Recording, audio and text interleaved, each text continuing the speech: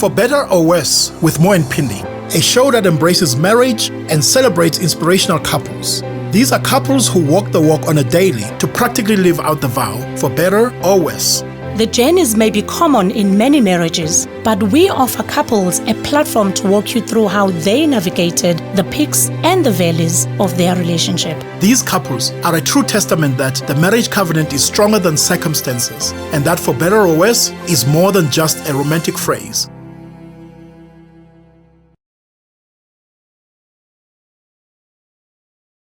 Sanibonani Makaya, and welcome to another encouraging episode of For Better or Worse with Mo and Phindi. Apha kuMzansi Magic, your favorite channel 161.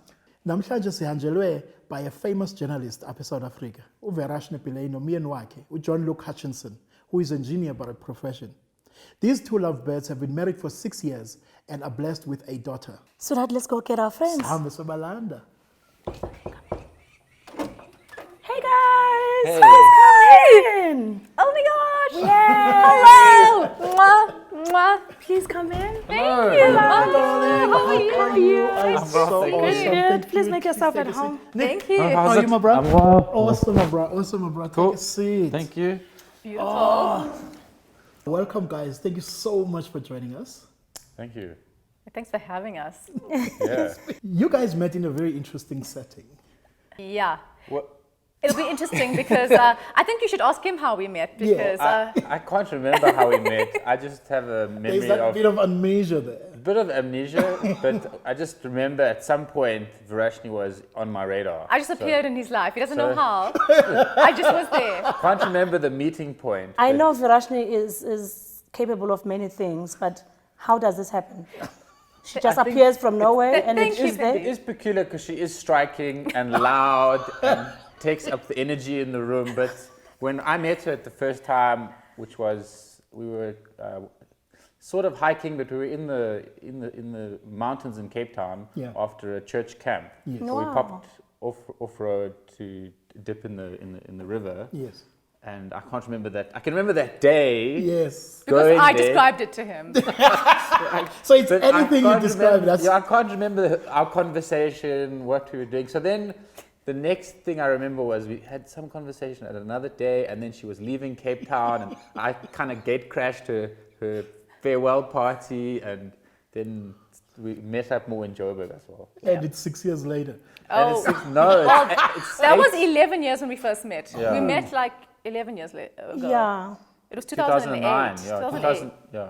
Something like that. Yeah. Yeah. We don't But even know. look, we need more details. How did you end up in the altar then? So when we both moved to Joburg at a similar time, she was one of the persons that I wanted to get to know better. So she was, okay, well, this person is interesting, exciting, there's something more I want to know. And then more and more kind of unfolded, but she gave me a really hard time. So it took me a long time to kind of switch on the romance, basically. Yeah, it was- True. I think I know how you did that.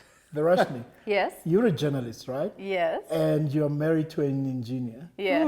but who also has got other skills, poetic skills. Yeah, that's true. How do you know that? Can you tell?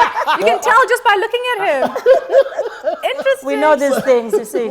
I mean, I can be creative. The one time I met her at the airport because I knew she was arriving back from a trip.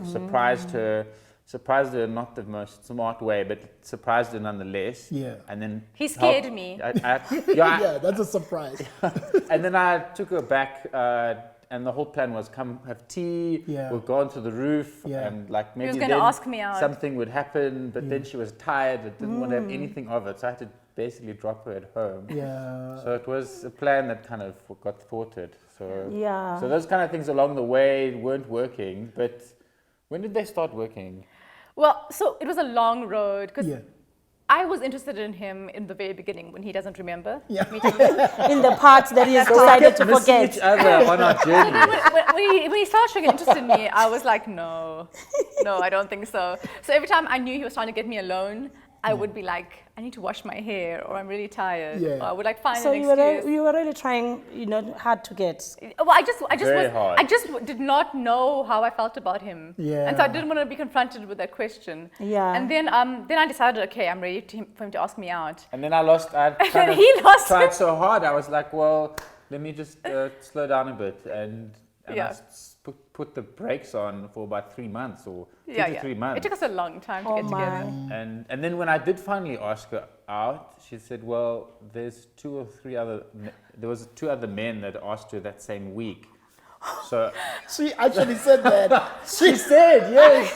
I mean, and it was also like the most unromantic. I was I'm like, telling we're out you. for dinner in I've never Portsmouth. heard of that And then ever. she was like, well, actually, I'm just making up my mind about these 2 other guys, so just hold Just on. park a Oh. little bit. I was like, well, okay. Don't tell, look at Phindi's face. Don't tell. Oh, I'm no, really good. honestly, She thinks I'm I've really never heard of that line ever. Uh, But anyway, let's move on. Okay. Virashni is very big with birthdays, Yes. Tell me about the treasure hunt experience. What can you share regarding one of the birthday celebrations you guys had? She's very creative or capable at organizing something special or kind of that fits well to kind of what you like. And I don't know why we were in Cape Town, but there on the Sea Point area, she had prepped like a treasure hunt with clues, and you'd find these clues, and then you'd get to the final present. I can't remember all the details. What was the final present? Was she But the it final was- present? Amnesia. What was the final? It was a I'm so book sorry. documenting our Oh, whole you made relationship. this. I was like running around Sea Point trying to find these. I was Clues. a bit like. And then it ended in a maze, and then the present was in What the is middle that of the maze maze. there? wow. And so I made it really hard. Wow. So she really can put in a lot of effort. Yeah. And I think that's the reality of kind of marriage or relationships. It takes a lot. You got to put in a lot to get out, and she definitely does that. But also, you seem to be a little bit on the opposite sides as well. Over a number of things. She's very much detailed, and you have amnesia. Details. Forgetful. I've Yeah. become very practical as well. I think. Yeah. I think there was a lot of romance in the early days and parts of our marriage, but I think a challenge is that you have, like I find, I have to like maintain this house now and service the cars. Maybe I'm sounding very boring, but there's a lot of administration in Johannesburg. That's something I struggle with because I kind of want the romance to always be there. Yeah. And the reality is that it Yeah. is more intense in the beginning. All the Yeah. stories we're sharing with you are from the beginning. Yeah. Yeah. So yeah, it's something that I have struggled with, the fact that like it does start to become very practical. Marriage becomes very practical after a few Yeah. years. So we do need to do those date nights more Yeah. regularly Absolutely. and make them special.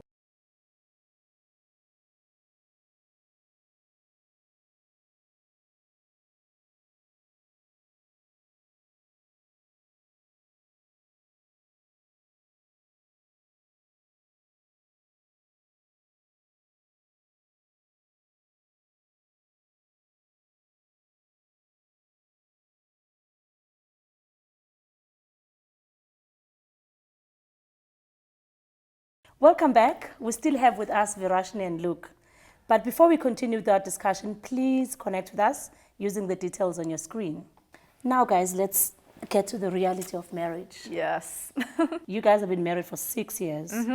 And recently, you adopted a beautiful baby girl. We did indeed. Wow. Yeah. Very blessed. You know, at what point in the 6 years did you guys decide we are going to go for adoption?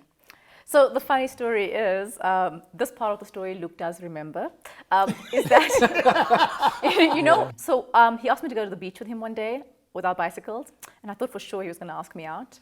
And then we sat down on the beach, and he turned to me and he said, "How many children do you want to have?" We were just friends. Yeah. And I have always had it on my heart to adopt. I always felt from a young age that I wanted to adopt. And so I thought, I wanted to scare him off or like test him. So I said, I don't want to have any of my own children. I only want to adopt.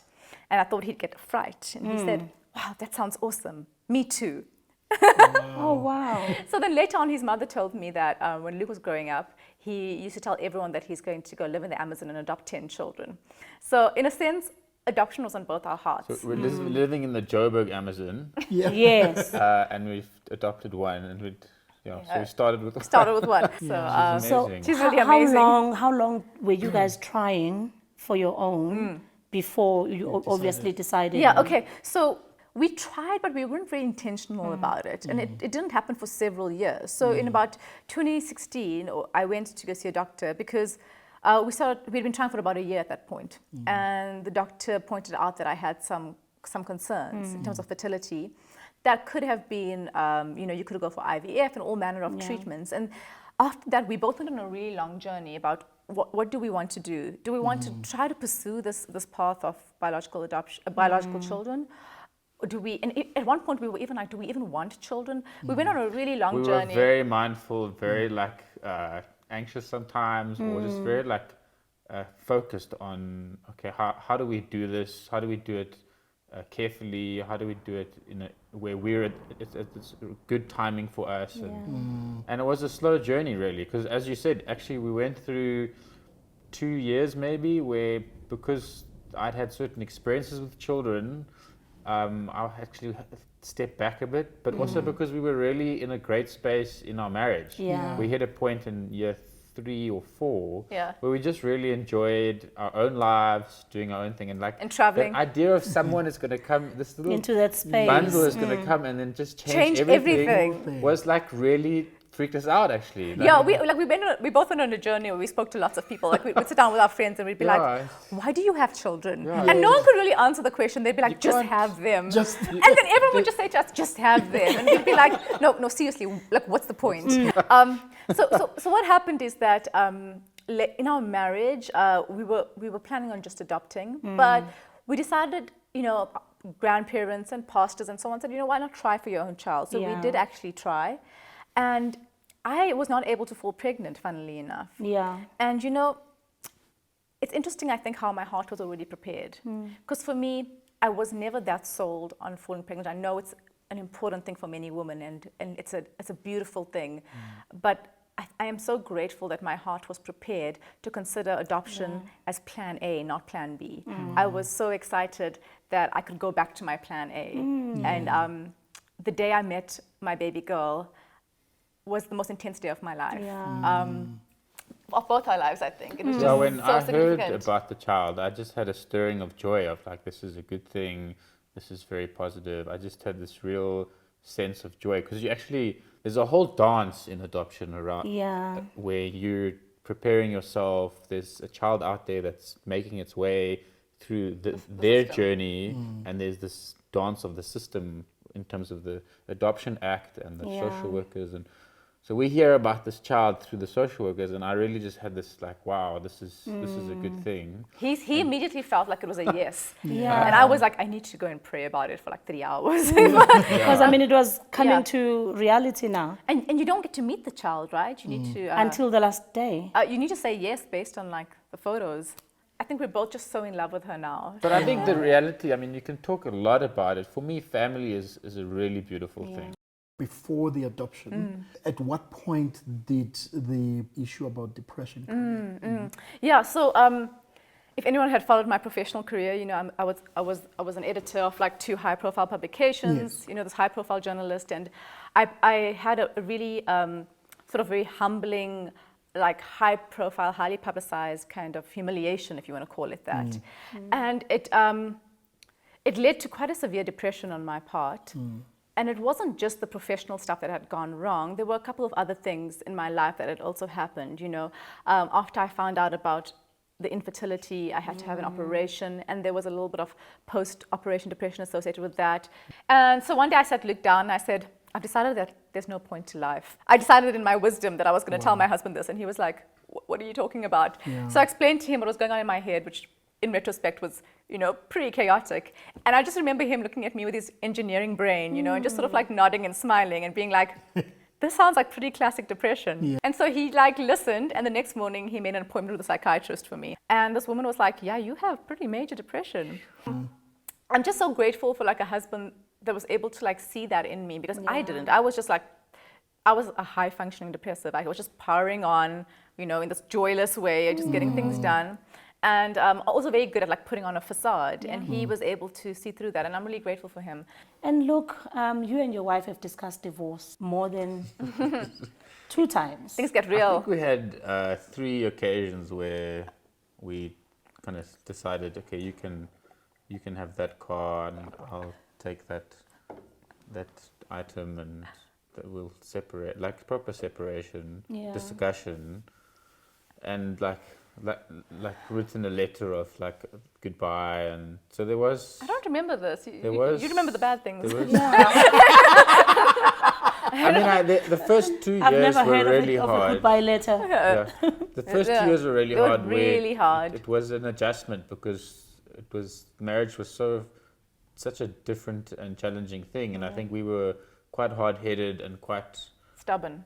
stubborn, and had a couple of challenges that were difficult to navigate. Yeah. But I think with God's grace and with the fact that we stuck through it, I mean, we were seeing, I think what was critical was community. So we have some really close friends, couple friends, individual friends, close family. And professional help.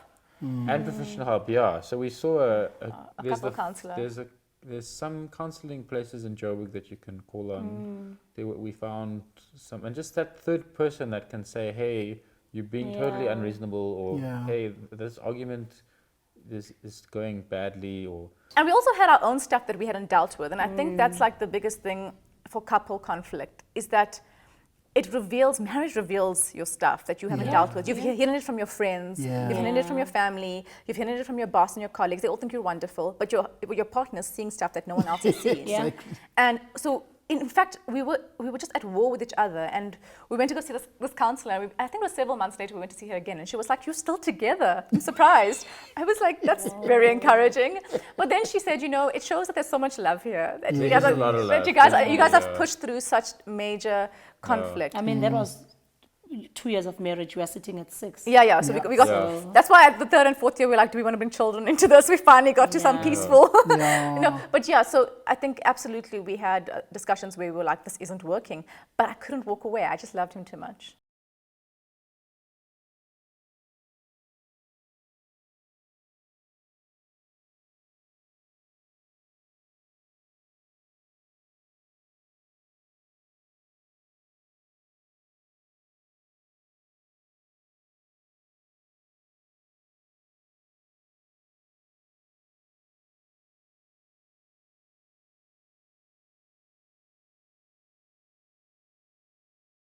Welcome back. We are still joined by Verashni and Luke. And it's game time.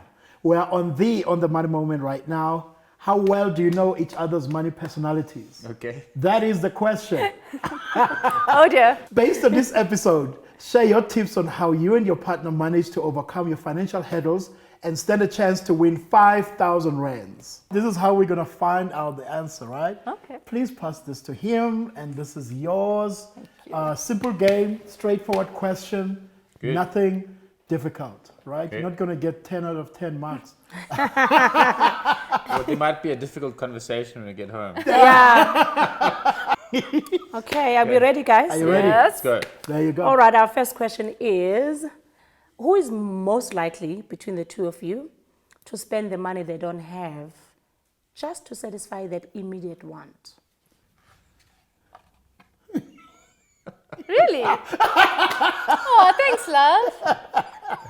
I thought I'm the bad one with that. I think the thing is that I'm not really so sure of how much money we have. Rashni knows to the T of what's in the budget. I do it in small amounts, and she does it in a bit larger amounts, but she can do it because she's got her thumb on the budget very carefully. Because I'm better with money, so he just handed it over to me, and he just always trusts me. So as a joke, I started to ask him, how much do we have in savings? And he always guesses wildly incorrectly. Anyway. And the second question Yeah. is, who is more of a father or mother Christmas when it comes to money between the two of you? I mean, no, come on, seriously, you are the most generous person. Well, at Christmas time, you're a lot more, and Oh, birthdays. is it specifically Christmas? No, just Generally just in life. yeah. Okay, then it's, yeah. does she wait for Christmas? My husband has taught me how to be more generous. He will give the clothes off he literally gives the clothes off his back. I've had to buy him pajamas so many times. Why do you keep giving your pajamas away? It's really weird. That is Anyway, weird. That is really weird. like he knows, like, and this is something that's really touched me about Luke, is that he knows, like, the name of people, the street people by name, and he knows their story, and he talks to them, and it really touches me. I know he hates me talking about this, but he has a very generous, giving heart, yeah. And that's how the pajamas disappear. Yeah, I mean, So our next one is, who is a secret stasher between the two of you? I know the answer. I knew it. I mean, That was kind of obvious. Varashni is meticulous, but also always trying to save, and I think that's blessed us because I mean, because you don't. look at the economy At and all. look at Yeah. So, We're both from poorer families. Yeah. And I have a very different attitude. I'm always trying to save, and he's just always trying to give it away. Guys, 6 years later, Yeah. you guys are here. What does for better or worse mean to the two of you guys? We've been through a lot of worse and a lot of better. I think for me, it means that, like, maybe I'm quite contractually minded. I made an agreement that I would stay with him. And when things have gotten really hard and I've had people advise me to leave, I haven't been able to leave because, one, there's the promise I made, and two, there's the love I feel for him. And for me, that's why I haven't been able to walk away when things have been bad. yeah, I think when you say those things, thick and thin, better and worse, it's really quite naive compared to when you're having major conflict and you're struggling to resolve conflict and it's really complex. And that's really when it is the worst times. But I think with God's grace, we've managed to get through that because there's a special grace for marriage. And every time even in our engagement and in our early years of marriage, once we got through, we just felt a lot stronger, a lot more relieved. We felt a lot more capable. And I think the gears within our love kind of started to work better in terms of communication, understanding needs, and just a deepening of that love. Marriage is really a partnership. It's teamwork. And of course, there's the chemistry and the wonderful butterflies. But most of it is actually a really cool partnership where you're building an amazing life and family together. And I think because we've kind of created this false idea of this heady kind of dizzy in love feeling, we maybe have false expectations of marriage when it gets difficult. And I think we need to realize that difficulties allow us to grow.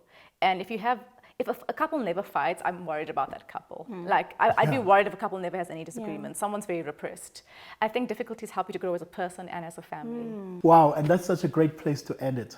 Thank you so much, guys, for being here. Thanks so much. Thank you for making the time. It was great. And thank you for missing out that appointment Yeah, Oh dear. with those dear. people. with those people. You guys are such an inspiration, you and are. I am definitely sure that there's millions of people out there who are looking up to you and who are inspired Thanks, Phindi. by what you guys This have was fun. navigated in your marriage. And we're inspired by people like you guys who are holding out the torch for marriage. I think there's so much emphasis on the wedding day, Yeah. but it's the rest of your life that you really need to prepare for. Say that again. Yeah.